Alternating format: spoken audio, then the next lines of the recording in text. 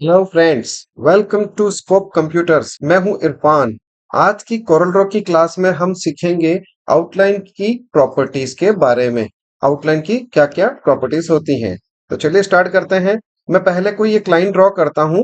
Let's say straight line draw कर लेते हैं विद कंट्रोल की। हॉरिजॉन्टल और वर्टिकल स्ट्रेट ड्रॉ कर लेता हूं। साथ ही साथ में मैं ड्रॉ करता हूं फ्री हैंड। इस तरह से कर्व शेप बनाना हो तो मैं ये ड्रॉ कर लेता हूं। कुछ क्लोज्ड ऑब्जेक्ट भी बना लेता हूँ इन टूल से। रेक्टेंगल, एलिप्स, इन टूल की हेल्प से क्लोज्ड शेप भी बना लेता हूँ। स्पाइरल टूल से हम एक स्पाइरल बना लेते हैं, टू स्पाइरल्स का, टू टर्न्स का। अब हम देखते हैं आउटलाइन की बेसिक प्रॉपर्टी। जो जनरल प्रॉपर्टी, क्विक प्रॉपर्टीज जो है वो हमें यहाँ मिल जाएंगी प्रॉपर्टी बार में। जैसे हमने ये लाइन सेलेक्ट किया है तो यहाँ पे हमें दिखा रहा है, ये एक निब का आइकन दिखा रहा है। ये इस आइकन के बाद में यहाँ दिखा रहा है आउटलाइन की विड्थ। यहाँ से हम आउटलाइन की विड्थ बढ़ा सकते हैं, घटा सकते हैं, लाइक दिस 10 पॉइंट्स, 12 पॉइंट्स। तो ये जो कॉलम है, ये वाला ऑप्शन जो है लाइन की विड्थ को बढ़ाने के लिए होता है। इसके पास में जो लाइन की स्टाइल बढ़ाने, चेंज करने के लिए होता है, यहाँ से हम लाइन का स्टाइल डॉटेड, डैश या डैश एंड डॉट वाला स्टाइल यूज कर सकते हैं। इस लिस्ट में आपको ओपन करेंगे तो मिल जाएंगी। तो मैं यहाँ से ये डैश आउटलाइन यूज करता हूँ। थोड़ा जूम करता हूँ, माउस का स्क्रॉल बटन रोल इन करके जूम कर लेता हूँ ताकि हमें क्लियर दिखाई दे। तो इस प्रकार से हम आउटलाइन की स्टाइल को चेंज कर सकते हैं। इसके जस्ट पास में एक दे रखा है वेरिएबल टूल। ये वेरिएबल कमांड काम आता है आउटलाइन की वेरियस टाइप्स पर, वेरियस पोजीशंस पर इसकी विड्थ चेंज करने के लिए। तो मैं लेट्स से यहाँ पे स्टार्ट करता हूँ, क्लिक करता हूँ। मैं स्टार्टिंग पॉइंट पर इसको थोड़ा सा ऐसे ड्रैग करता हूँ यहाँ से एरो बना के। क्योंकि डैश लाइन है तो इसमें हर डैश पर ये काम करेगा। मैं यहाँ पे मिड में इसको क्या करता हूँ, थोड़ा सा ऐसा बढ़ा लेता हूँ। ये जो मैंने एरो लिया था, इस एरो को मैं क्लिक करके इसकी विड्थ यहाँ पे 0 कर देता हूँ वापस। यहाँ पर हमने जो ये विड्थ लिया है, इस विड्थ को थोड़ा और बढ़ा लिया जाए तो हम अलग अलग पोजिशन पर इसकी विड्थ को कंट्रोल कर सकते हैं। यहाँ मैं थोड़ी सी कम लाइन चाहता हूँ, विड्थ इसकी लाइन की। और यहाँ पे कुछ ऐसा कर लेता हूँ कि ऐसा एक शेप बन जाए। अब चूंकि डैश लाइन है, डैश में लाइन बनाई गई है यहाँ से स्टाइल इसकी, तो ये कुछ इस प्रकार से डैश में ऐसे विड्थ को शो करेगा अलग अलग जगह पे।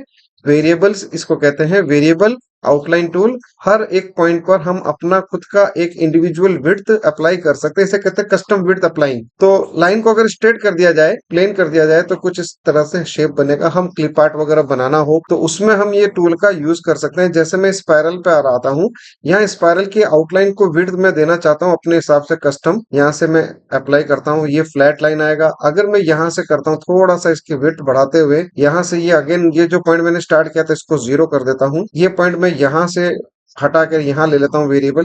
तो देखिए कर्व किस तरह से चेंज आएगा।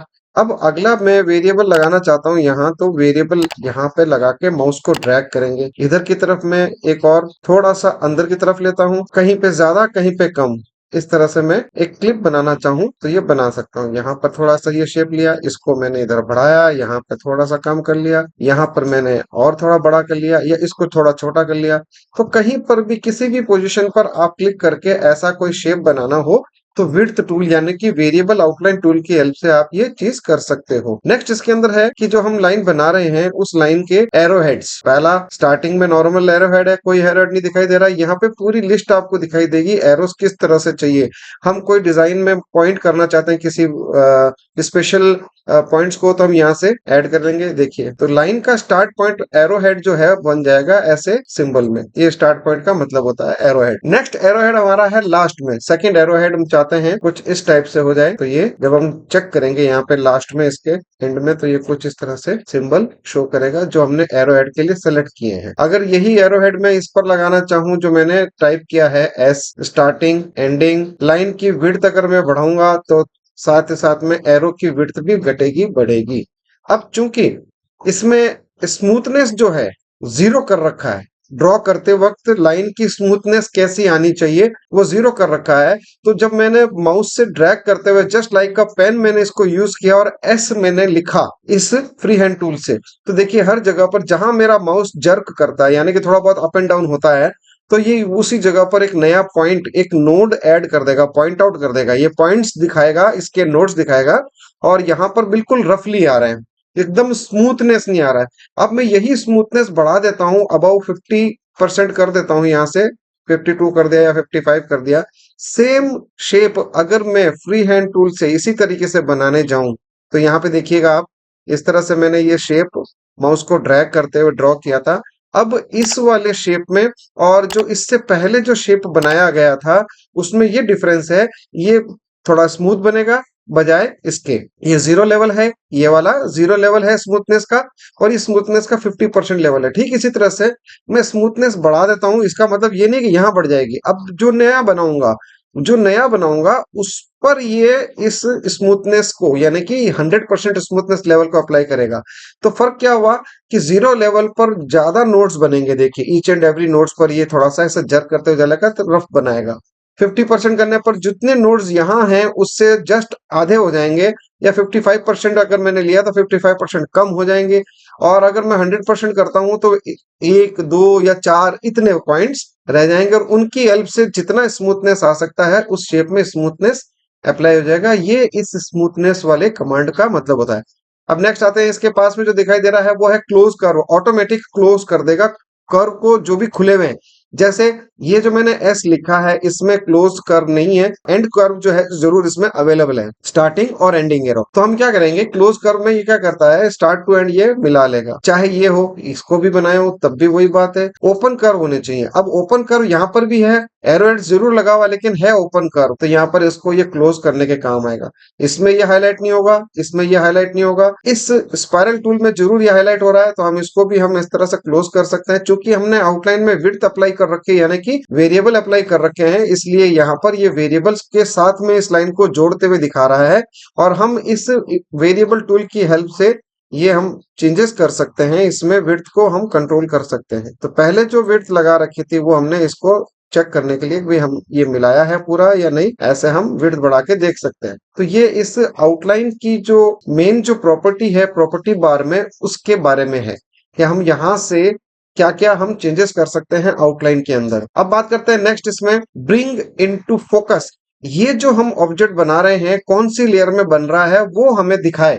तो अभी यूं जनरली मुझे पता है कि ये लेयर 1 में बना है, पेज 1 जो कि अपना ये पेज 1 है। इस पेज 1 के अंदर भी एक लेयर 1 है, उसमें ये सारे ऑब्जेक्ट बने हुए हैं। हमने यहाँ पर इनके अंदर लाइन की प्रॉपर्टीज चेंज की है। तो हम देखना चाहते हैं कि हम मल्टीपल लेयर में अगर हमने काम किया हो तो हम यहाँ से किसी भी ऑब्जेक्ट को जो भी हम या इंपोर्ट करते हैं तो अलग लेयर में होता है, नई लेयर बन जाती है।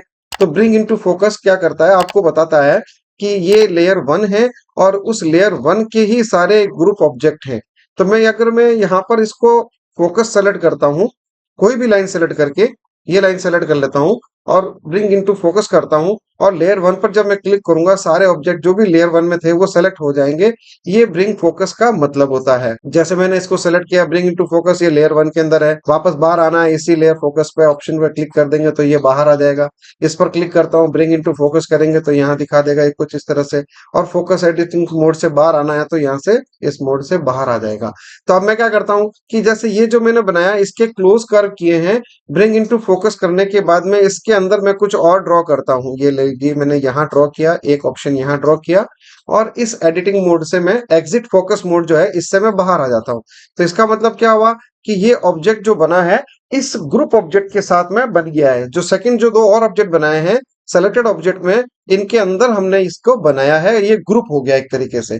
तो हम ग्रुप भी कर सकते हैं, और इसके लिए अगर हमने जो फोकस के थ्रू ऐड किया है अंदर ऑब्जेक्ट में सेलेक्टेड के, तो हम इनको अनग्रुप भी कर सकते हैं। और ये काम हम नॉर्मली ऐसे भी कर सकते हैं कि अगर मैं यहाँ पर कुछ शेप बनाता हूँ इधर से और इधर से, जस्ट पिछली बार जो बनाया उसी के जैसे, और इन सभी को सेलेक्ट करके अगर मैं ग्रुप कर देता हूँ तो ये भी वैसा ही शो होगा जैसा फोकस में शो हो रहा था, लाइक दिस। ये देखिए ये अलग सेलेक्ट हो रहा है, ये अलग सेलेक्ट हो रहा है, ये अलग सेलेक्ट हो रहा है। हम इस ऑब्जेक्ट के ग्रुप के अंदर आ गए हैं। ग्रुप के अंदर जाकर के एडिटिंग करना हो तो हम एडिटिंग कर सकते हैं इसकी हेल्प से, इन फोकस, ये ब्रिंग इनटू फोकस की हेल्प से। और हम अनग्रुप यहाँ पे डायरेक्ट बाहर भी आकर के कर सकते हैं, ग्रुप एंड अनग्रुप। तो जस्ट लाइक ये जो ब्रिंग इनटू फोकस वाला जो पार्ट है ये ग्रुप अनग्रुप का ही एक तरह से पार्ट है। अगर हम कोई ऑब्जेक्ट को ग्रुप कर देते हैं, कंट्रोल जी कमांड इसका शॉर्टकट है वहां से, और अनग्रुप करके वापस रिलीज भी कर सकते हैं। ये ब्रिंग इनटू फोकस का रोल होता है। तो आप चाहें तो ग्रुप करके ऑब्जेक्ट को उसके अंदर जाकर के एडिटिंग कर सकते हैं इनटू फोकस की तरह, या फिर पूरा ही अनग्रुप करना है तो अनग्रुपिंग के लिए हम कमांड लगा के कंट्रोल यू कमांड लगा के अनग्रुप कर सकते हैं। ये ब्रिंग इनटू फोकस का मतलब होता है। अब बात करते हैं नेक्स्ट, जो हम ये लाइन सेलेक्ट करते हैं, ये सिर्फ और सिर्फ स्ट्रेट लाइन में ही आएगा। क्या चीज है ये? Parallel drawing. पैरेलल ड्राइंग के मतलब इस लाइन के पैरेलल में हमें और दो चार लाइनें ऐड करनी है। तो मैं यहाँ पर क्लिक करूंगा, इसका एक पॉपअप जनरेट होगा। यहाँ हमें ये बताएगा, प्लस करेगा parallel lines on left, parallel lines on right. तो मैं इस लाइन के लेफ्ट में 6 लाइन और ऐड करना चाहता हूं, और हर लाइन के बीच में मैं 0.25 का गैप अप्लाई करना चाहता हूं। ये भी गैप मैन्युअली अप्लाई करने के लिए डिस्टेंस, और मैं ये डिस्टेंस यहाँ पर अपना खुद वैल्यू के हिसाब से मैं टाइप कर देता हूँ कि मुझे 0.25 के डिस्टेंस में लेफ्ट की तरफ 6 लाइन और पैरेलल ऐड करनी है। तो मैं क्लिक कर लूंगा, तो ये क्या करेगा कि यहाँ पर ये जो ऑप्शन हमने ले रखा है, पैरेलल लाइंस ऑन लेफ्ट, अब ये ऑन लेफ्ट कर रखा है, इसका लेफ्ट आई थिंक ये वाला है, तो इसने क्या करा, इसके लेफ्ट में लाइंस को ऐड कर दिया। तो ओरिजिनल कर्व के लेफ्ट के अकॉर्डिंग ये लाइन को ऐड कर देगा। अगर मैं ये ऑप्शन लेता हूँ, ये लेने के बाद मैं लाइन को सेलेक्ट करता हूँ, इस ऑप्शन में 6 लाइन इसके पैरेलल में राइट साइड में अकॉर्डिंग, राइट साइड के अकॉर्डिंग कर दे, तो ये क्या करेगा, हमारी स्क्रीन के हिसाब से हम जो सामने से देख रहे हैं वो राइट साइड इसके लिए नहीं है, हमारे लिए तो ये लेफ्ट में हुआ है और राइट के अंदर हुआ है। तो इस तरह से हम पैरेलल लाइन की हेल्प से लाइन को डुप्लीकेट कर सकते हैं स्पेसिफाइड डिस्टेंस पर। तो ये आउटलाइन की प्रॉपर्टीज हमें मिलेगी कहाँ? प्रॉपर्टी बार में। तो फ्रेंड्स, आपको ये वीडियो कैसा लगा? आप हमें लाइक, शेयर और कमेंट करके बताइए, और हमारे चैनल को सब्सक्राइब कीजिए। Thank you.